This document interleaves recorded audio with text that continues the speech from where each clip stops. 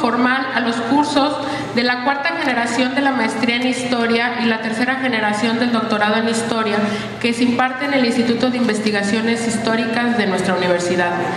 En la mesa también nos acompaña el doctor Rogelio Ruiz Ríos, director del Instituto de Investigaciones Históricas, quien dirigirá unas palabras para ustedes. Bien, gracias. Buenas noches. Voy a ser breve, nada más les quiero reiterar la enésima bienvenida a nuestros alumnos de maestría y doctorado y a los alumnos de licenciatura y becarios que nos acompañan. Sin mayor preámbulo, le cedo la voz aquí a nuestro invitado, el doctor Matthew Bitts, a quien le agradecemos que haya aceptado brindarnos esta conferencia. Antes me pide la palabra la doctora Diana Méndez para la lectura del currículum.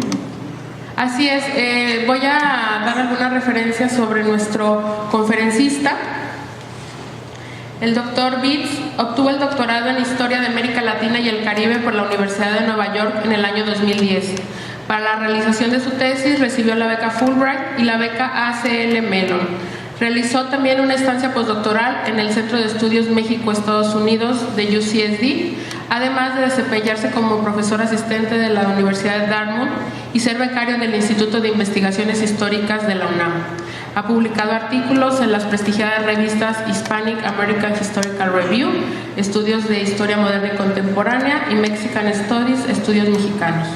Actualmente prepara un libro en el cual reinterpreta el rápido crecimiento de la Ciudad de México del siglo XX y le explica como una serie de conflictos sociales y controversias científicas sobre el entorno material, donde prevaleció una visión urbana, industrial, tecnocrática, eventualmente sobre alternativas ambientales. El libro conjuga historia social y política con herramientas teóricas y conceptuales de la ecología política urbana, para entender cómo diversos pueblos han experimentado los procesos de urbanización y cómo el poder urbano ha sido impugnado mediante cambios ambientales. Ahora sí, cedemos la palabra al doctor Bitts. Muchas gracias. Muchas gracias.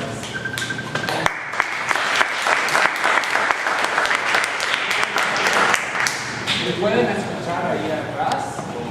No tanto. Ok, voy a usar esto entonces. Bueno, entonces primero quiero agradecer al doctor Rogelio Ruiz y el Instituto de Investigaciones Históricas por la invitación a dar esta conferencia. Estoy muy honrado que me hayan invitado. Entonces sí, muchas gracias. Lo que voy a hacer en esta plática es darles una revisión, una reseña de la historia ambiental como ha sido practicada en los últimos años en Estados Unidos, pero también en América Latina y en México. Entonces tengo 4 objetivos. Primero, quiero darles una definición de la historia ambiental y explicar sus orígenes en Estados Unidos, también en América Latina. Quiero señalar los temas de estudio y lo que yo percibo, cuáles son sus aseveraciones y aportaciones principales. La región en la que me enfoco en el primer apartado es Estados Unidos. Segundo, mencionaré cómo la historia medioambiental ha sido practicada y desarrollada en América Latina. Y aquí doy un énfasis en particular en México. Tercero, quiero proponerles algunas posibilidades. Hay numerosos y incuantificables temas y proyectos que uno podría hacer de la historia ambiental en México o de México. Pero voy a sugerir algunos acercamientos y temas que son, a mi parecer, los más fructíferos y los más urgentes. Finalmente, quiero hablar un poco sobre las fuentes, y esto va a ser muy breve. Quiero hablar un poco de la materia prima que está disponible en México para escribir la historia ambiental del país. Y en todo esto hay un argumento que también quiero hacer.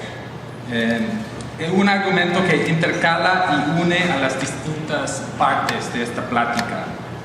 Y es que estamos apenas enterándonos de la potencialidad de este campo de estudio, este nuevo campo de estudio. La historia ambiental, según yo, nos permite volver a ver por otros lentes la historia de México. Por ejemplo, el Estado liberal y postrevolucionario, la historia de la política agraria, la industrialización, las ciudades, el neoliberalismo y el neoextractivismo, así como el contacto con los europeos, la conquista y la colonización. Sin embargo, no se trata solo de lo que la historia ambiental puede aportar a estos temas más tradicionales dentro de la disciplina. Se trata también de que la historia ambiental pueda contextualizar y ayudarnos a entender y afrontar la crisis ambiental contemporánea. Bueno, en México, en América Latina, en todo el planeta. Ok. Al primer apartado, que es la historia ambiental en Estados Unidos. Y quiero empezar tengo que empezar con una definición. ¿Qué es exactamente la historia ambiental? Pues voy a depender de una definición que ofreció un historiador ambiental muy famoso que se llama J.R. McNeill. Y él ha escrito, y otros están de acuerdo con esta definición, creo que es bastante prevalente ya esta definición, que la historia ambiental estudia es el estudio de las relaciones y interconexiones entre la sociedad y la naturaleza no humana a lo largo del tiempo. Okay, bastante sencillo, pero creo que bastante útil también. Como campo de estudio, la historia ambiental surgió en Estados Unidos a partir de los años 50, pero sobre todo los 60 y 70. ¿Por qué? ¿Por qué en este momento?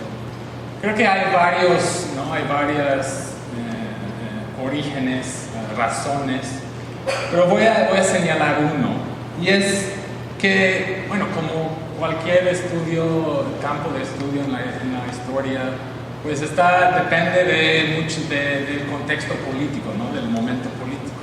En los 60 en Estados Unidos surgió el movimiento ambientalista, el ecologismo, el estudio también de la ecología, ¿no? Entonces, el ambientalismo ganó fuerza en los 60, 70. Pienso en Rachel Carson y su libro Silent Spring, que fue muy llamativo e influyente en Estados Unidos. El Día de la Tierra, que empezó en más o menos el año 1970. Y el ecologismo y el ambientalismo, pues tuvo un principio, digamos. Y esto fue que estamos, como humanos, arraigados en un ambiente natural. No estamos separados de la naturaleza, ¿no? Eso fue una de las grandes aportaciones. Entonces empezó a romper esta binaria, esta separación que existía desde la Ilustración, por lo menos. Que la naturaleza está aquí y la sociedad o la cultura está acá. Bueno, los primeros trabajos de la historia ambiental abordaron temas del manejo de los recursos naturales, sobre todo los bosques del occidente del país, de Estados Unidos. Bueno, hubo debates entre John Muir y Gifford Pinchot. No voy a meterme en esos debates, pero quiero resumir que estas primeras historias eran historias intelectuales, como muy tradicionales, en que enfocaron en el cambio en las ideas sobre la naturaleza. Pero estos historiadores no estudiaron el cambio material, o sea, no eran historias materialistas. Luego, a partir de los años 70 y 80, una nueva generación de historiadores ambientales se enfocaron en las múltiples relaciones entre el medio ambiente y la sociedad. Eran historias materiales y culturales. Y voy a señalar dos de los más famosos y clásicos. El primero es el libro de Donald Worcester. Él escribió la siguiente, por favor. Él escribió un libro que se llama Dust Bowl, The Southern Plains in the 1930s. Este salió en 1979, creo. Y en este libro, Worcester identifica la cultura del capitalismo, un capitalismo agrícola, en el occidente del país, en los estados de Kansas, Missouri, Colorado, Oklahoma, que devastó, digamos, según él, la tierra, ¿no? El capitalismo, la agricultura capitalista devastó la tierra, el suelo. Entonces causó lo que se llama en la historia de Estados Unidos el Dust Bowl, que son estas grandes polvaneras, la siguiente imagen, por favor. Estas grandes polvaneras que pasaron por los llanos del centro del país, hasta se vieron o se sintieron hasta en Washington, D.C., eran tan grandes. El otro libro es por un historiador que se llama Bill Cronin. Y en su libro Changes in the Land, Cronin estudió el colonialismo en la Nueva Inglaterra, siglo XVII, por ahí, principios del siglo XVIII, en que él identifica una visión de la propiedad privada, del comercio, de mercancías que trajeron los colonistas a Nueva Inglaterra. Y esta cultura resultó en cambios al paisaje, changes in the land. Rejas, agricultura, se sobrecazaron al castor. Por ejemplo, hay un muy buen capítulo sobre el castor, ¿no? Entonces, ¿quién piensa que el castor es importante en la historia? Pues Cronin demuestra que estos cambios al paisaje, la tala de bosques, casi la extinción del castor en esta parte del mundo, resultaron en algunos cambios que al final derrotaron el modo de subsistencia o vivencia de los nativos, de los indígenas. Entonces, lo que hace Cronin es rastreó los cambios del paisaje y centró estos cambios en la explicación del colonialismo. Ok. La mayoría de los historiadores ambientales, de estos principales, que surgieron en el principio, en los 80 sobre todo, se enfocaron en el oeste del país. Se enfocaron en la explotación del agua, la colonización de la tierra, la agricultura, el contacto entre lo nativo y lo angloamericano y la creación de los parques nacionales.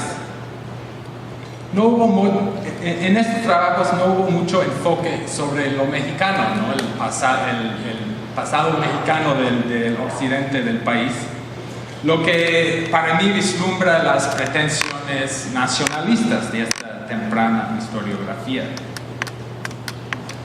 En Estados Unidos, durante los 90s, todos los temas que tocaron estos historiadores recibieron un aumento tremendo.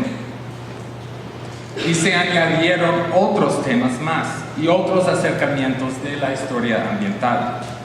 Es tan vasto ya la historia ambiental en Estados Unidos que es súper difícil tratar de hacerle justicia con un resumen. Entonces lo que voy a hacer, y quiero seguir con América Latina y México, lo que voy a hacer rápidamente es, en vez de enlistar temas y libros, quisiera señalar 4 aseveraciones o suposiciones que los historiadores ambientales han hecho y que son claves para entender el desarrollo y importancia de este campo de estudio. Primero, la naturaleza no humana tiene acción. Es una fuerza, es decir, es una fuerza en la historia humana. Hay que abrir la historia a otros organismos, a elementos naturales, procesos biofísicos, etc. Esta idea representa un giro tremendo en la historia, ¿no? en la disciplina. ¿No? Estamos cambiando de repente hay elementos de la naturaleza que se vuelven actores, ¿no? Ok. Segundo, los historiadores ambientales cuestionan la distinción entre la cultura y la naturaleza. Plantean y estudian lo que se han llamado paisajes híbridos o, digamos, ambientes híbridos, que son la mezcla o la unión de la naturaleza con la cultura.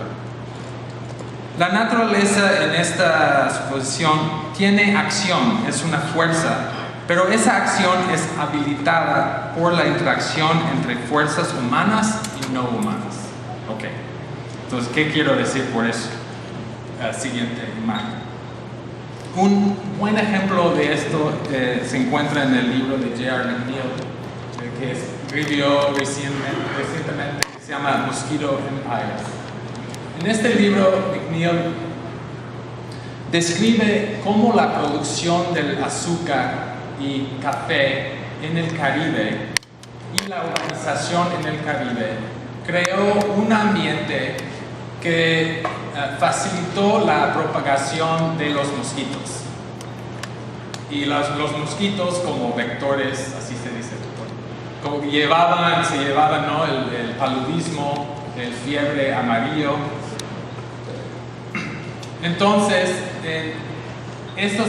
el mosquito, a través de este ambiente híbrido por la producción de café y azúcar, influyó al imperialismo, a los conflictos colonialistas del siglo XVII al siglo XX. Entonces, su ejemplo más llamativo, según yo, es la revolución haitiana. Los ex-esclavos que hicieron una revolución contra Francia y al final crearon una nación independiente, Haití. McNeill argumenta que el mosquito es clave en entender el éxito de la revolución. ¿Por qué? Porque los ex-esclavos tenían inmunidad, digamos, a estas enfermedades y los soldados que llegaron de Francia no tenían, ¿no? Entonces la revolución fue una victoria en parte, ¿no? por estos mosquitos que, ¿no? hicieron que Toussaint Louverture y otros supieron, ¿no? sabían lo que estaban haciendo, sabían si mantuvieron a los soldados franceses en los puertos, iban a estar atacados por estos mosquitos. Ok. Tercero, la tercera aseveración que quiero señalar es que las relaciones de poder, es decir, de clase, de género, de raza, se expresan y hasta se reproducen a través de estos ambientes híbridos. Siguiente imagen. Para esta afirmación quiero usar el ejemplo de Mirna Santiago, su libro que se llama The Ecology of Whale. Muy buen libro sobre la formación de una ecología del petróleo en la Huasteca de Veracruz. Y voy a nada más señalar una parte de este libro que toca este tema. Los trabajadores en el sector petrolero pues trabajaron obviamente con el petróleo, ¿no? Un mineral, un producto bastante explosivo, peligroso. También vivieron en colonias, en partes urbanizadas que estaban como proclives a la inundación, también a las enfermedades, ¿no? Mientras tanto, los europeos y los ingleses y los norteamericanos vinieron y construyeron otro tipo de ambiente. Vivieron en las lomas arriba, donde había aire y viento. Cortaron el pasto para crear un tipo de, California, ¿no? Ahí en la jungla de la Huasteca. Entonces Santiago lo que hace muy bien es explicar cómo el medio ambiente se expresa estas divisiones de clase, de etnia, etc. Ok. La última es que la naturaleza es real, ¿no? La naturaleza es material, pero tiene una historia representacional y cultural. La naturaleza es producida por las ideas, por los discursos, por las narrativas y por los conflictos políticos, ¿no? De la acción política. Siguiente imagen, por favor. Rápido quiero señalar el libro de Nancy Stepan, que se llama Picturing Tropical Nature, que trata el tema de cómo los científicos europeos en el siglo XVIII-XIX crearon la idea del trópico, ¿no? Usando el arte, la ciencia de la salud pública, etcétera, etcétera. Ok, quiero seguir con introducirles a la historia ambiental en América Latina y en México. Y aquí quiero aclarar que la historia ambiental tiene fuertes raíces en los Estados Unidos, pero su aparición en la América Latina no es un asunto de la difusión de centro a periferia, es decir, como de Estados Unidos a otras partes del mundo. En América Latina, la historia ambiental ha tenido su propio origen y trayectoria. Y según yo, este origen no se puede explicar sin hacer referencia a la teoría de la dependencia, que surgió en los años 60, 70 en América Latina, una teoría de relaciones económicas muy fuertes. Todavía creo que tiene bastante peso. Los primeros libros de la historia ambiental en América Latina salieron sobre todo en los 80s. Tocaron temas del imperialismo y neocolonialismo y se enfocaron, como se podría referir a Eduardo Galeano, ¿no? Las venas abiertas de América Latina. Galeano no era historiador ambiental, pero en esta tradición, estos historiadores hablaron del saqueo de los recursos naturales de América Latina, ¿no? La devastación, la degradación ambiental de América Latina. Estos temas del imperialismo y neocolonialismo en la historia ambiental son importantísimos, ¿no? Y casi no han sido, la historia ambiental en Estados Unidos casi no ha tocado cuestiones de imperialismo, que creo que es una falla ahí. Otra tradición que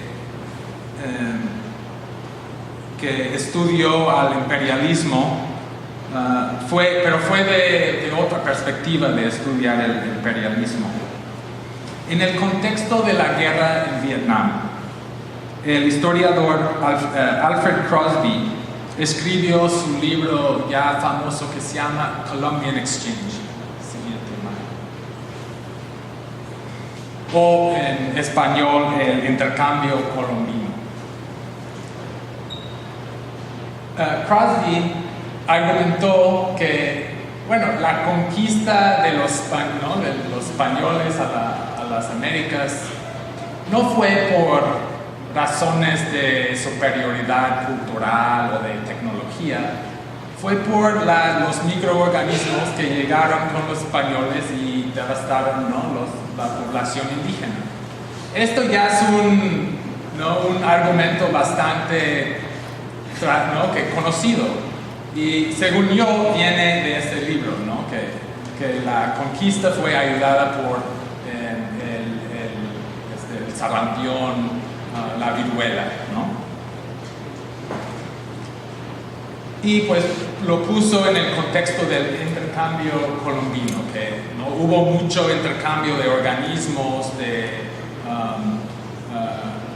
entre el viejo mundo y el nuevo mundo. Eleanor Melville escribió, siguiendo este tema que abrió Crosby, escribió su famoso Plaga de Ovejas. Y aquí está ya traducido por el fondo. Otra tradición que en la historia ambiental surgió de la abundante historia agraria, ¿no? O sea, surgió en el contexto de la historia agraria, de la escuela anal, pienso en Braudel, el famoso trabajo de Braudel, y de modas políticas sobre cuestiones de la crisis de los recursos naturales, el agua y los bosques, sobre todo, en el campo y en las ciudades. Y aquí me voy a enfocar en el trabajo que se ha publicado en México. Pienso en trabajo por Martín Sánchez Rodríguez, Luis Aboites, Antonio Escobar, Alejandro Tortolero, Sonia Lipset Rivera y más reciente el trabajo de Christopher Boyer y Emily Wakefield. Siguiente imagen. Esta es la portada del libro de... perdón, ¿hay otra? ¿Sí? Aquí está. De Aboites, el agua de la nación. De las ciudades, pienso en Manuel Perlo Cohen, hay otro de Perlo Cohen, ahí está, gracias. Claudia Augustoni, Rosalba Loreto, Ernesto Córdoba Arechiga, Diana Berrichiga, José Monzón, Ariel Rodríguez Curi y Alan Mosset, entre otros. Ahora, algunos de estos se identifican más que otros con la historia ambiental. Algunos pues hacen más la historia política o económica o tecnológica de un recurso. En algunos de sus trabajos le falta el recurso un contexto ambiental más amplio. Es decir, no hay como mucho de ecosistemas. El recurso se vuelve pasivo, algo que el hombre utiliza, y ahí como acaba la historia. No se trata, por ejemplo, en varios de estos libros o trabajos, no se trata de explicar las dinámicas o efectos de los ambientes híbridos o de la naturaleza como fuerza en sí. Lo que hacen muy bien todos estos trabajos es ver el recurso, los recursos, como una ventana a la construcción del Estado o de la nación. Por ejemplo, el trabajo de Aboites. Y también una ventana a las políticas públicas y al conflicto social. Ha habido otras tendencias de la historia ambiental de México en los últimos 5 a 10 años.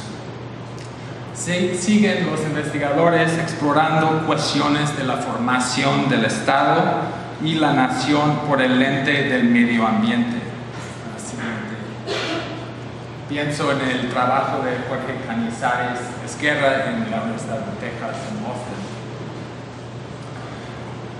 También ha habido varios trabajos sobre la historia laboral, pues son los trabajadores que transforman la naturaleza para el capitalismo. Entonces los trabajadores son un tema muy importante, ¿no? La historia laboral puede ser un tema muy importante en la historia ambiental.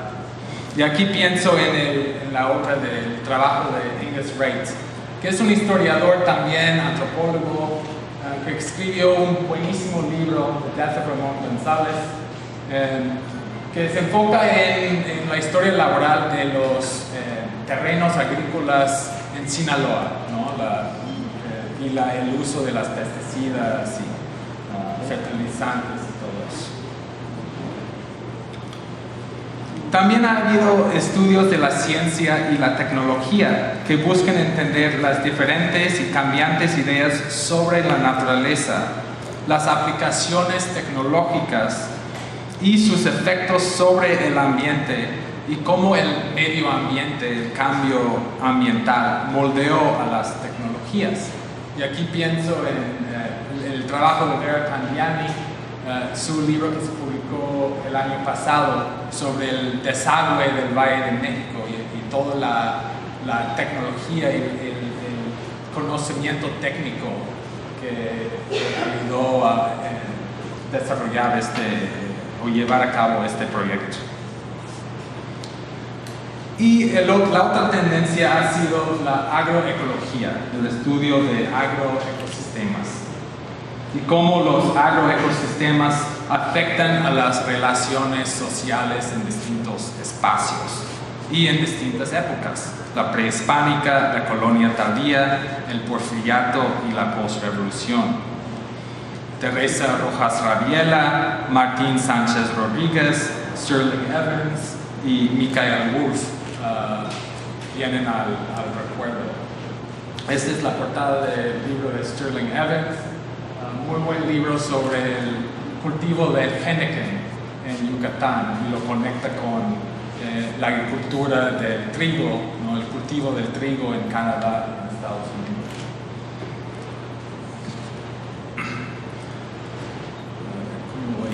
Okay. Ahora quiero indicar algunas nuevas direcciones para la historia ambiental de México. Nuevos temas que es preciso indagar y acercamientos para proseguir. Primero, y esto es en lo que yo me enfoco, es la historia ambiental de la urbanización. Casi no hay en la historiografía mexicana o de México. Desde 1970, México ha sido más urbano que rural. Tenemos que estudiar estos ecosistemas urbanos, la naturaleza urbana. Pero tampoco hay que separar la ciudad de su campo circundante.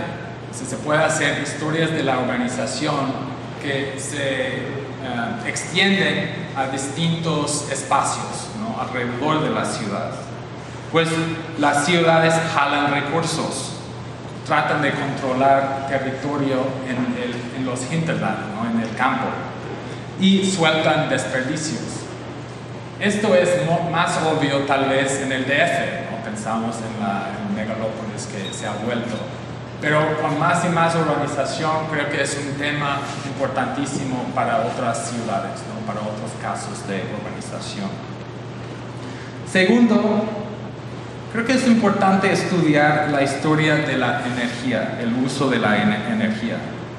Esta sería una historia de la industrialización o tal vez del consumo urbano, pero sería desde la perspectiva del cambio de uso de energías y historias de los efectos de una economía petrolera en México. Esto es más y más clave, como vivimos en esta época del antropoceno, ¿no? Del calentamiento global, que creo que estamos sintiendo ahora con estas temperaturas. Y es clave porque pues tenemos que transicionarnos del petróleo, ¿no? A otros sistemas de energía. Entonces el pasado nos puede ofrecer nuevas perspectivas en cómo transicionarnos del petróleo, del carbón.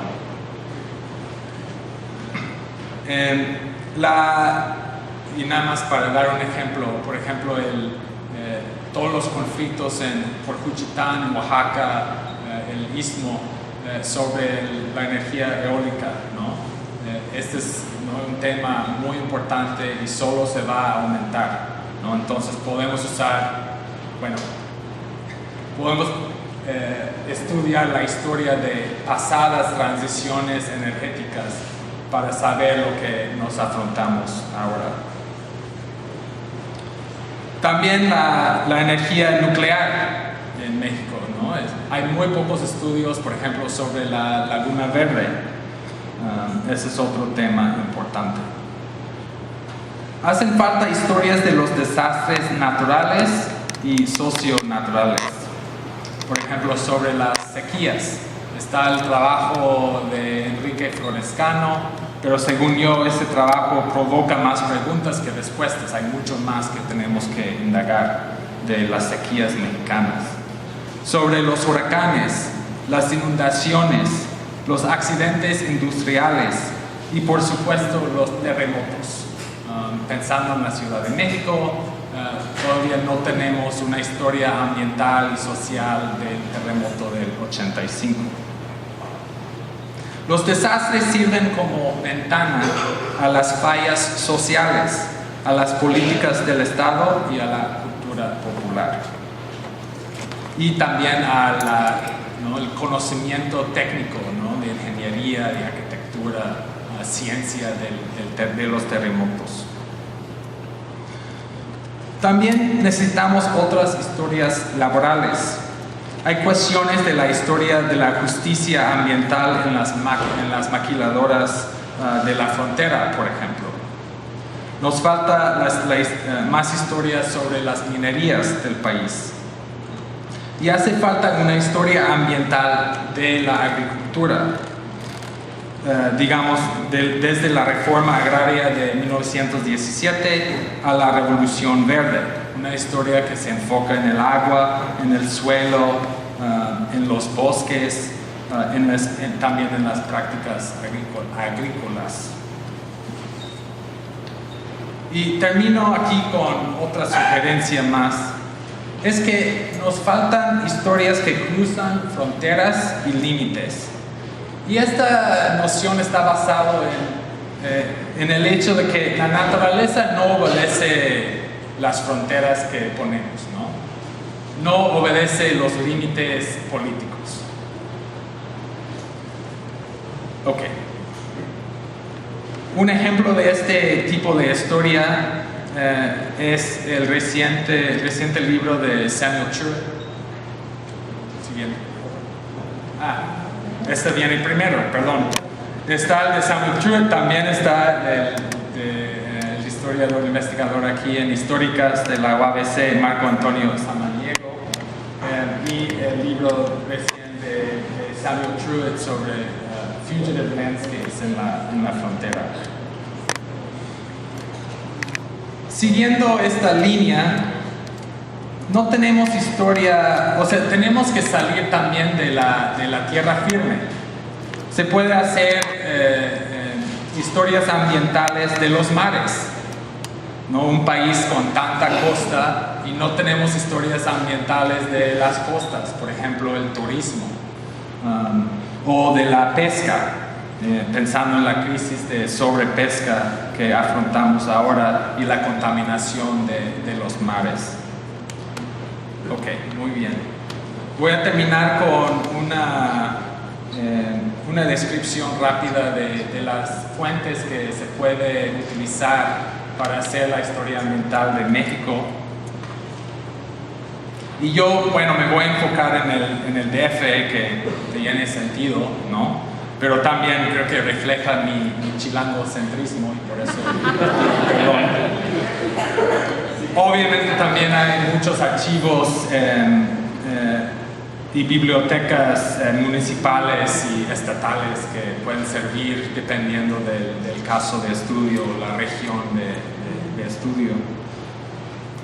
En el Archivo General de la Nación está el fondo de la Secretaría de Agricultura y Recursos Hidráulicos, los fondos presidenciales que si buscas por término ahí en el centro de referencias de la AGN pueden surgir muchísima documentación sobre la historia ambiental.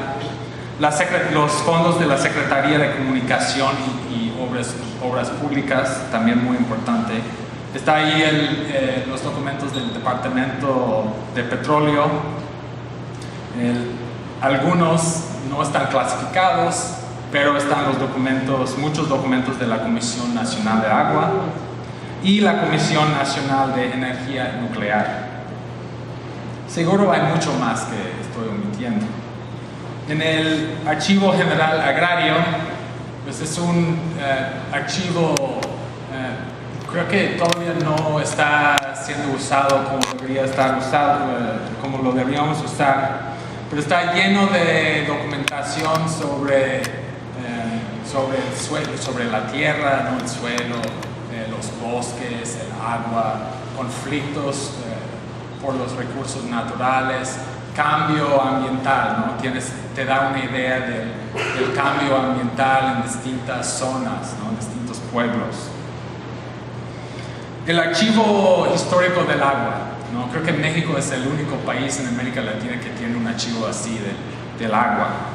Es increíble para indagar conflictos por el agua.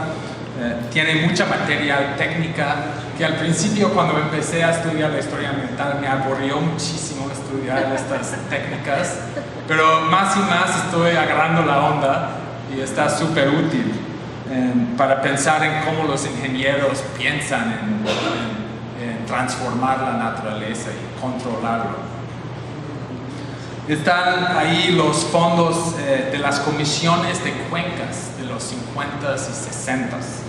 Por ejemplo, la comisión de Papaloapa y Grijalva. En el archivo histórico de la Secretaría de Salud se encuentra mucha información sobre las enfermedades, la ciencia de la salud pública y las políticas de la salud pública. En el Palacio de Minería y en el Centro Histórico de la Ciudad de México hay muchísima documentación sobre los ingenieros de todo tipo y de minería, obviamente. La Mapoteca Orozco y Vera es un deleite para el cartófilo. Y la Biblioteca Lerdo de Tejada, sus archivos económicos son buenísimos para estudiar la historia ambiental. Tienen artículos de periódicos que ya son organizados por tema. Entonces hay temas de los bosques, muchísimo del agua, muchísimo de las obras públicas. Los archivos económicos tienen miles de temas que puedes fácilmente investigar. Ok. Voy a concluir que la historia ambiental es un campo de estudio abierto y lleno de posibilidades y terrenos inexplorados. Está creciendo rápidamente en América Latina. Hay más y más investigadores, alumnos de doctorado que están haciendo historia ambiental. De hecho, quiero hacer un anuncio que el siguiente congreso de la Sociedad Latinoamericana y Caribeña de la Historia Ambiental, ya hay una sociedad dedicada a la historia ambiental, SOLCHA. Este congreso tendrá lugar en Puebla, en la ciudad de Puebla, en agosto de este año.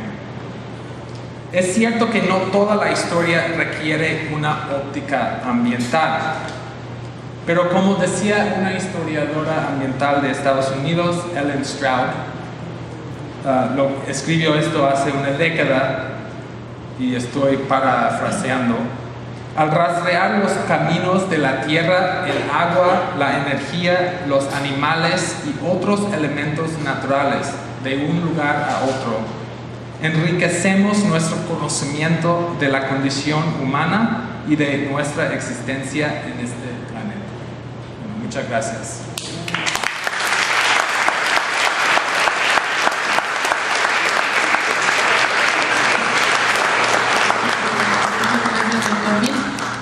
Pedimos al doctor Rogelio Ruiz que le entregue la constancia a nuestro conferencista y muchas gracias. Bien, doctor Vic, muchas gracias. Voy a entregarte la constancia que te entregamos por haber impartido la conferencia magistral La historia ambiental en las Américas, pasado, presente y nuevas trayectorias. que nos has presentado con motivo del inicio de cursos y bienvenida a estudiantes de la maestría y el doctorado en Historia.